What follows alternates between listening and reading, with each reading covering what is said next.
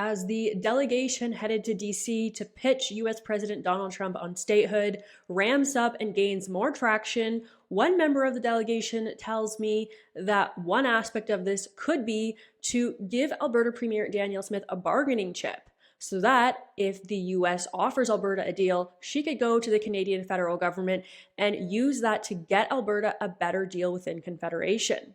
Joining me today to discuss is the former CEO of the Alberta Prosperity Project, Dennis Modry. I'm Rachel. Welcome back to Rachel Parker.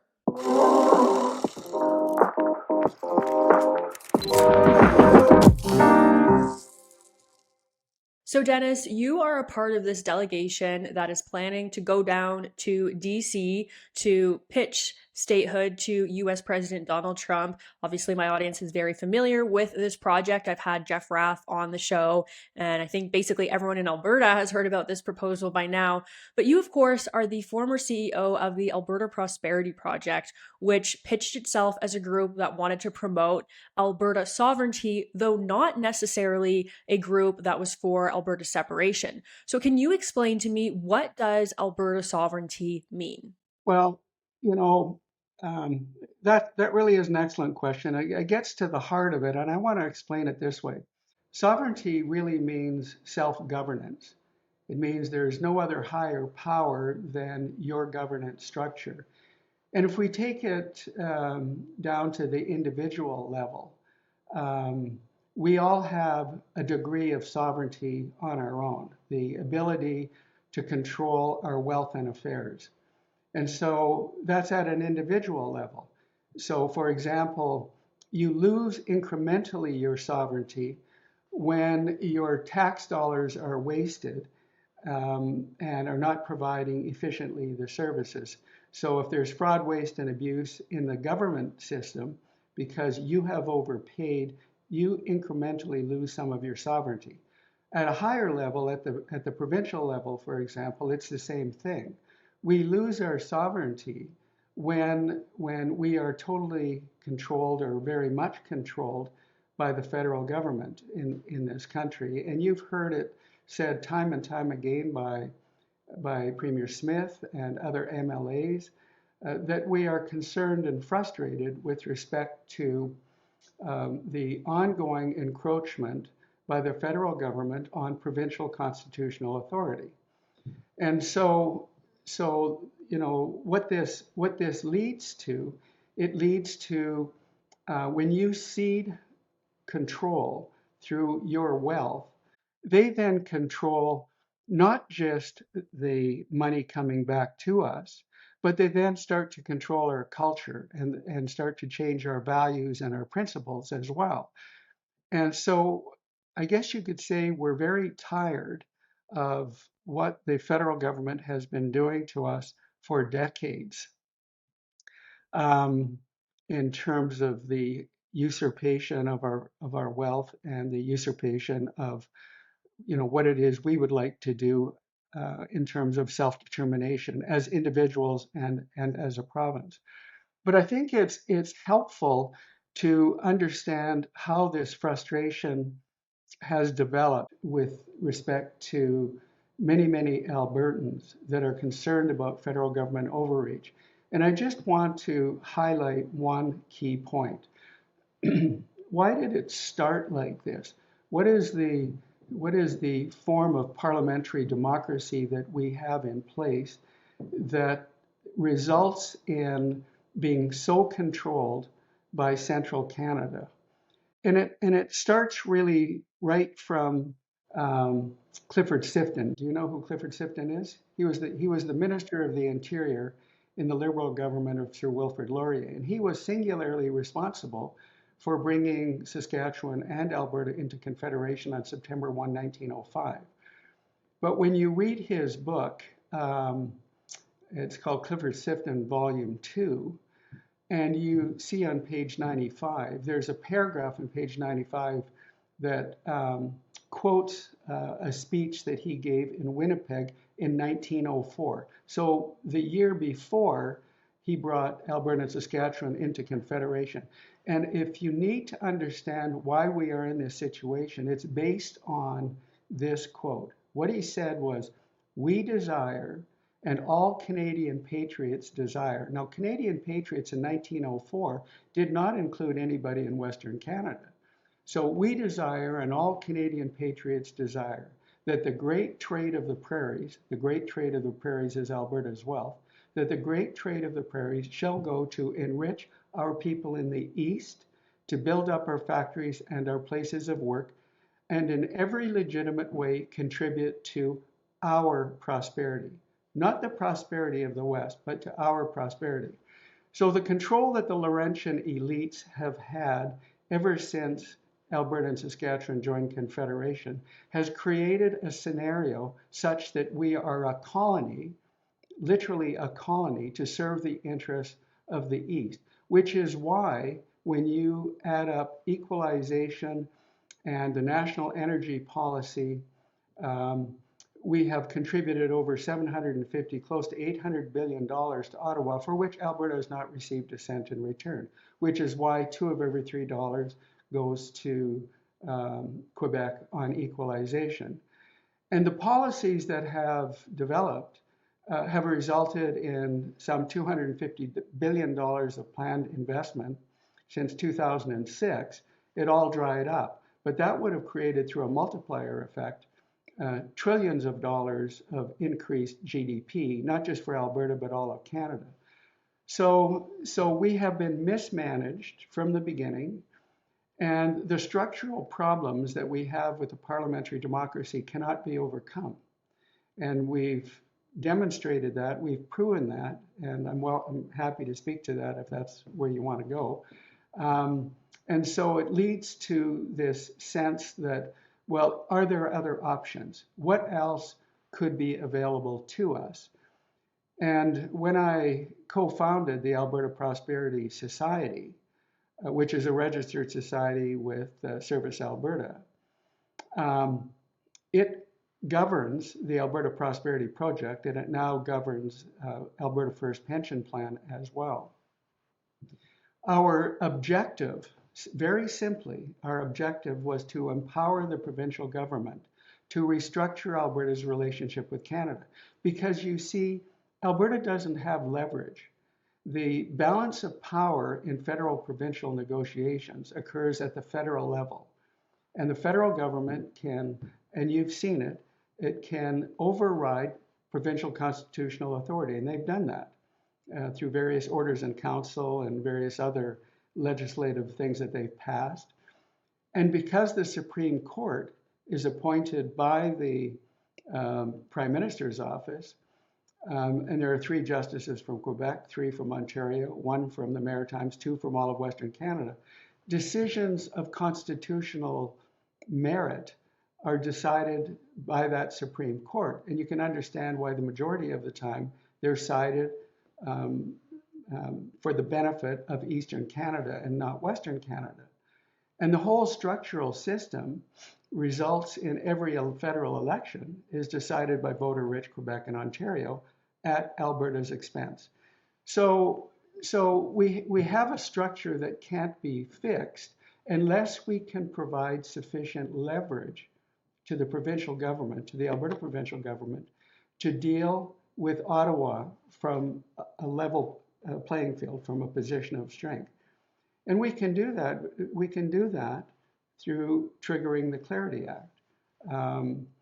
And you're aware of the Clarity Act, I'm sure, Rachel, but for your listeners, it fundamentally, the Clarity Act resulted as a result of the Quebec secession reference when the federal government in 1995-96, after the Quebec secession referendum, posed to the Supreme Court, does a province have the right to unilaterally declare its independence? And the Supreme Court said no, and then defined the legal pathway for a province to leave the country, and that's the Clarity Act. So if you have a successful referendum by the population of the province of Alberta, and that referendum by the population of the province of Alberta, and that referendum is greater than 50% by some margin, then what happens there is that the provincial government, or rather the federal government, is forced to negotiate with the province, say the province of Alberta. Um, and in the fourth paragraph of the preamble of the Clarity Act, a very important point is made. And that point actually is two components, and I just mentioned one of them. So a successful referendum on Alberta secession forces the federal government to negotiate with the aggrieved province, this case Alberta.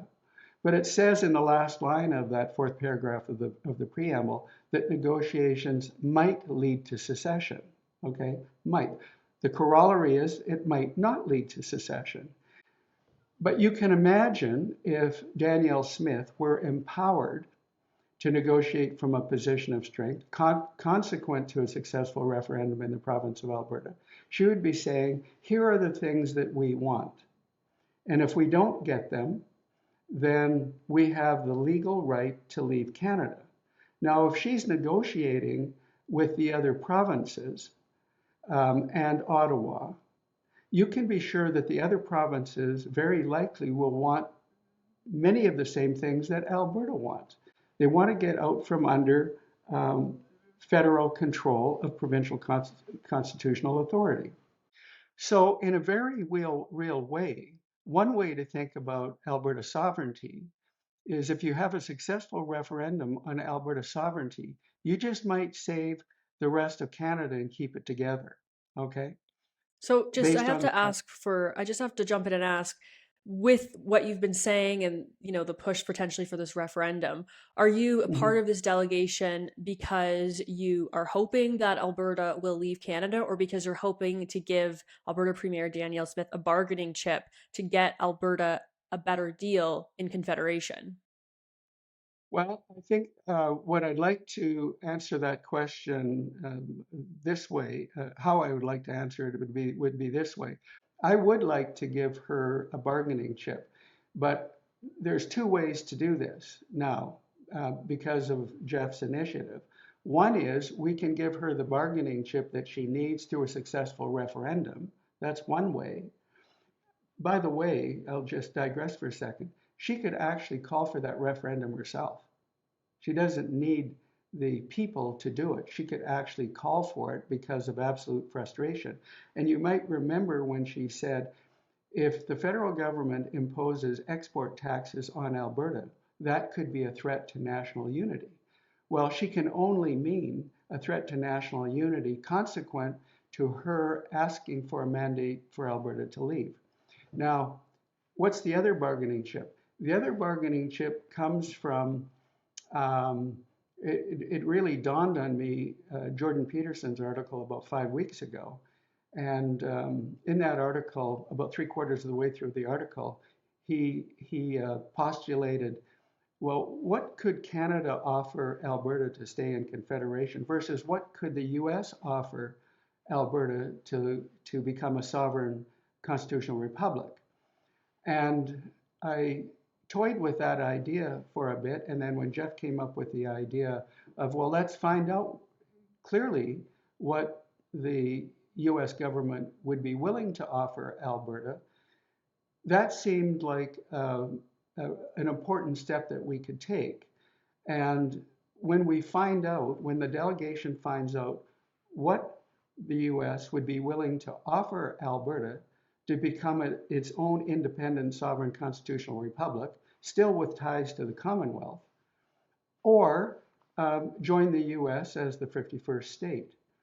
We don't know what they could offer, but what we want to be able to do is get that information and share it with the Alberta public and with the Premier and give her another tool to be able to negotiate with Ottawa from a position of strength. And the outcome of that, we don't really know. But at the end of the day, um, it's very likely that the people of Alberta will have a unique one-time opportunity to determine whether they want to be sovereign and out from under the oppressive control of the Canadian federal government. Because honestly, Rachel, you've seen and you know the history of Alberta, and there have been multiple sort of independence movements that have occurred. They've never gone anywhere, and they've never gone anywhere because they sort of died out. Um, when you think of Alberta leaving, why would it leave? Well, I can give you three reasons right now. One is because there's a push. There's a push for Alberta to leave because Alberta is upset with the way it's being treated. Now, that goes back many decades, but it will only get worse if, for example, there are export tariffs on oil and gas, or Mark Carney wants to shut down the oil and gas industry altogether because is an admitted globalist, and through the argument of climate change makes the case of shutting us down. So there's the potential for an increased push as a result of a liberal government should it be elected. And there's no guarantee that Mr. Polyev will be elected. That is for sure. Then there's a pull. And there's a new pull that wasn't in place before, and that's the pull from the US in terms of what the US could offer us. And then finally, there's already an infrastructure in place with the Alberta Prosperity Project, in which we have somewhere in the order of 60 to 65,000 people already who are supporters of Alberta taking greater control of its destiny. So in general, that's the way I sort of evaluate the situation right now, and I'm happy to help, the process along, consequence to my knowledge of the Constitution and what we in history and what we've done, and so here I am, willing to There help. there have been efforts to, increase Alberta's sovereignty within Canada. One example of this is the first piece of legislation that Danielle Smith passed as premier, the Alberta Sovereign Alberta within United Canada Act. Don't think I got that wording exactly correct, but we all remember when she introduced that when she was running to be the United Conservative Party leader. We've also seen things like the Fair Deal panel in 2020, which was commissioned by the UCP government at the time, which gave a host of recommendations to increase Alberta sovereignty in Canada. Things like, a referendum on an Alberta pension plan. We are seeing efforts ongoing for that now, as well as an Alberta provincial police force rather than contracting from the RCMP. Do you think that efforts to increase Alberta sovereignty through things like the Fair Deal panel, through things like Danielle Smith, with her legislation that she's passed, do you think that those efforts have been successful at all? Or do you think that Alberta is really just floundering and maybe getting an offer from the United States for statehood is the only real chance that Alberta has at getting a fair deal in confederation? Well, let's look at the Alberta Sovereignty with the United Canada Act first of all. When it was conceived of out of the Free Alberta Strategy, which is drafted by Barry Cooper and Rob Anderson, and I'm just forgetting the other gentleman right now, but it was much stronger than what actually was passed by the government. So the Alberta Sovereignty Act within United Canada doesn't have a lot of teeth to it, but yet what Danielle can do within that act is she can do five things, and you've touched on them, but I'll just go over it very quickly. She can unilaterally, without a referendum, take control of provincial policing, um, an Alberta pension plan, immigration, employment insurance, and provincial tax collection. She didn't need a referendum on the pension plan, but she was compelled to do that because of certain caucus members wouldn't permit her to implement an Alberta pension plan without having a referendum. And it's of note that about a year and a half ago or so, I received a call from Danielle asking if the Alberta Prosperity Project would help support the development of an Alberta pension plan. I said, of course we would, because it was one of the five things that we've been pushing for. And so the Alberta pension plan, if you think about it, we give 9 billion, we get 6 billion back. So we're ceding $3 billion of our money, which when you talk about sovereignty, when you lose your wealth, that's $3 billion of lost sovereignty for Alberta. Similarly, the employment insurance plan, we overfund that by $1 billion a year. So we lose another $1 billion of our own sovereignty consequent to that. And then there's the issue of immigration. When we don't control immigration, then there's a cost to the taxpayer as well, particularly for people who move here and don't pay taxes in the first year or two that they are here. There's another loss of our sovereignty. And then because of we don't have provincial tax collection, um, you know the golden rule: he who has the gold rules. So when we give our wealth to the federal government, and they opine on what we will give back, what the federal government will give back to Alberta, we've lost sovereignty there as well. With respect to policing, it was very wise to replace the RCMP by marshals or sheriffs in various municipalities throughout the province. Um, Again, this is a form of achieving some degree of sovereignty. So once the RCMP are not in the province of Alberta, then the federal government can't instruct sheriffs or marshals, for example, to confiscate Alberta's property, particularly the legal ownership of firearms, as an example. But you brought up the Fair Deal panel, and there were many, many recommendations that were made. And there was only one that was implemented, and that was to have a referendum on ending equalization. And as you pointed out, there was a referendum and it was successful. 62% of Albertans voted in favor of ending equalization. Well, nothing happened. Well, why did nothing happen?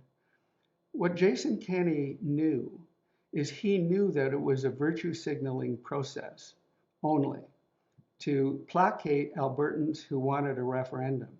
He knew that he had no leverage with respect to the federal government to end equalization. That's, 2/3 of every dollars of equalization comes out of Alberta, and goes to Quebec.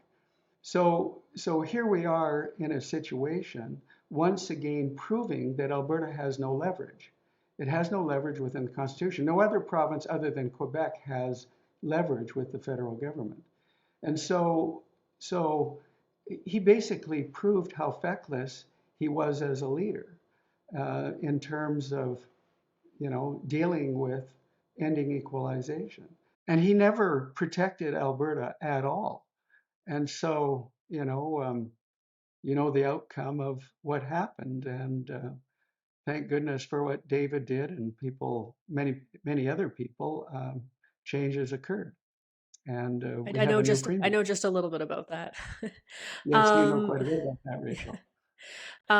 so would you need to see changes on all these areas that you have just mentioned in order to agree that the best deal would be for Alberta to stay in Canada and to stay part of Confederation? And if you don't see progress on all these things that you've just mentioned, then maybe the conversation turns to separation or statehood. Well, yeah, that's a really good point because what's going to come from the delegation, I expect, is that there is going to be a presentation that will highlight what could happen if Alberta were to become an independent, sovereign, constitutional republic with an affiliation with the Commonwealth. And for people who don't understand that, let me just digress a point. There are 56 Commonwealth countries. 26 of them are constitutional republics. Okay, they're not controlled by the Commonwealth, but they're members of the Commonwealth. Okay, so um, now if Alberta does get complete control of those five things that I indicated, the one that requires constitutional change is taking control of federal taxation, the Alberta component of federal taxation. It's very unlikely that it will be possible to achieve that objective. The federal government, I do not believe, will agree to that because they know that they wield the control over the provinces with the fiscal hammer. So it's very unlikely that we will achieve that. Similarly, there are other problems like Bill C-48, the tanker ban, and then the other bills that squelch free speech, and then there's the Canada Health Act as well. These to make changes in many other areas requires leverage. Now, is it possible that if Danielle was empowered to negotiate with Ottawa from a position of strength and agreed to everything, and Ottawa agreed to everything that Danielle wanted, except federal tax collection, that would probably still be a better deal. But there would have to be one controlling issue for federal taxation. There would have to be a method for the provinces to evaluate the fidelity of federal spending. Okay, so we've seen the scandals with SNL-Lavalin, and many other scandals within the federal government. We know that there's federal vote buying with Canadian taxpayer dollars, and so all of these things would have to be gone, and there would have to be a provincial authority. So any province would have the authority, for example, to have their auditors audit the federal government's spending and in relation to the dollars that they're giving, that province is giving to the federal government. If they're not happy with it, then they've got the right to leave. Okay, I mean, it's got to be something that powerful to ensure the fidelity of federal spending. And all I can say is that many people in Canada, not just Alberta, know that there's fraud, waste, and abuse within the government. So a mechanism needs to be set up to deal with that. Just in the final few moments that we have, I'm hoping just for an update on the delegation. I've heard that maybe it'll be heading down to DC within the month. And I'm also hearing that there's going to be a press conference happening within the next week or two. Do you have any updates for me on that? Well, I don't want to get over my skis on things that I don't really know for sure about. The person who started this off is Jeff, and and for those who don't know, Jeff is also general counsel for the Alberta Prosperity Society. That's another issue. So Jeff and I have been friends for quite some time, and this initiative really is in his bailiwick. The contact will occur from the U.S. to him. My understanding from Jeff is sometimes within the next month or so, the location and the individuals uh, from the U.S. administration that we'll be meeting with will be disclosed at that time, and the other members of the delegation will be disclosed by Jeff whenever he decides to do that. But I think you're correct on the timing. It's somewhere around 3, 4, 5, 6 weeks from now, somewhere in that ballpark area. Yeah. Dennis, thank you so much. You're welcome so much, and give my best to Dave. All right, everyone, thank you so much for tuning in. I feel like Dennis is just a wealth of information, but also as he was talking and he was saying all the things that Alberta would want to get from Ottawa should they have this bargaining chip in their toolkit, I couldn't help but think this is never going to happen, especially if we see another Liberal government. But honestly, even with a Conservative government, I just can't see the federal government ceding that much power to Alberta with even things like Alberta wanting to audit the federal government finances. I personally don't believe that will ever happen. Let me know in the comment section what you think about this all. Do you think that this is exactly what you'd like to see? You'd like to see Alberta have a bargaining chip and get a better deal in Confederation? Or have you just given up on Confederation? Have you given up on Canada and you think that it's time for Alberta to leave, whether that means separation or statehood? Don't forget to like this video and subscribe so you don't miss any of my content. We have a lot more stuff coming for you guys on the statehood issue, as well as a number of other issues that I like to follow. Hope that you guys have a great week. I'll be back soon. God bless.